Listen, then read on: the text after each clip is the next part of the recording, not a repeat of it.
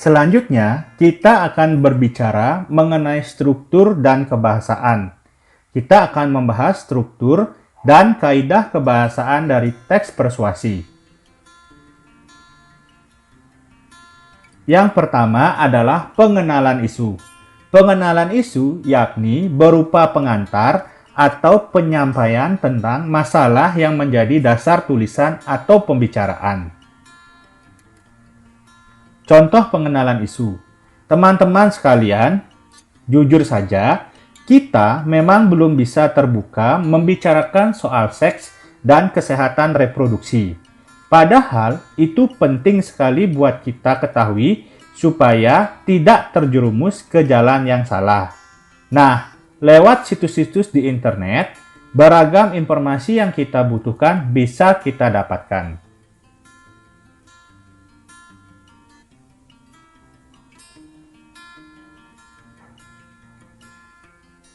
Selanjutnya adalah rangkaian argumen.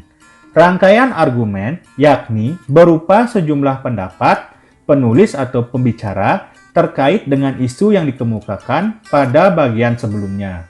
Pada bagian ini dikemukakan sejumlah fakta yang memperkuat argumen-argumen itu.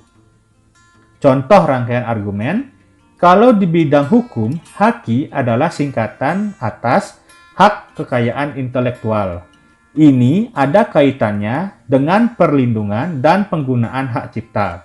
Akan tetapi, haki yang akan kami bahas sekarang merupakan singkatan dari hak-hak reproduksi.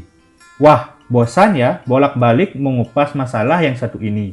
Sekadar mengingatkan saja, sebagai remaja, kita punya 10 hak reproduksi yang sepantasnya kita pertahankan.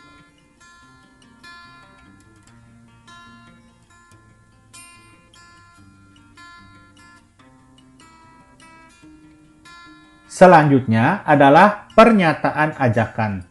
Pernyataan ajakan yakni inti dari teks persuasi yang di dalamnya dinyatakan dorongan kepada pembaca atau pendengarnya untuk melakukan sesuatu. Pernyataan itu mungkin disampaikan secara tersurat maupun tersirat. Adapun kehadiran argumen berfungsi untuk mengarahkan dan memperkuat ajakan-ajakan itu. Contoh pernyataan ajakan. Nah, untungnya kita sudah akrab dengan teknologi internet. Media ini memungkinkan kita untuk mencari informasi semua kebutuhan kita. Banyak situs di internet yang menyediakan berbagai informasi tentang seksualitas dan reproduksi bagi remaja. Hanya saja, kemajuan teknologi termasuk internet biasanya bagai pisau bermata dua. Dia bisa bersifat sebagai teman alias penyedia informasi yang tepat, tapi bisa juga sebagai devil advocate, teman yang malah menjerumuskan kita ke perbuatan yang tidak baik. Nah, sekali lagi, kita harus hati-hati dan waspada dengan situs-situs yang akan kita kunjungi.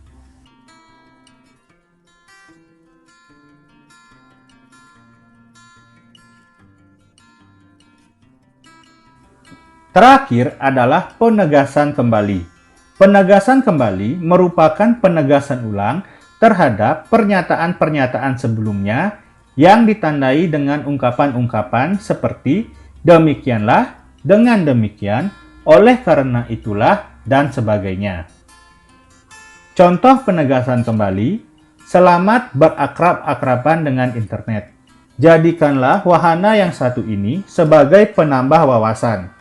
Internet dapat dijadikan teman setia dalam menjalani hidup ini. Kita tidak tertipu apalagi terjerumus pada hal-hal yang merugikan diri sendiri dan juga dilarang oleh agama.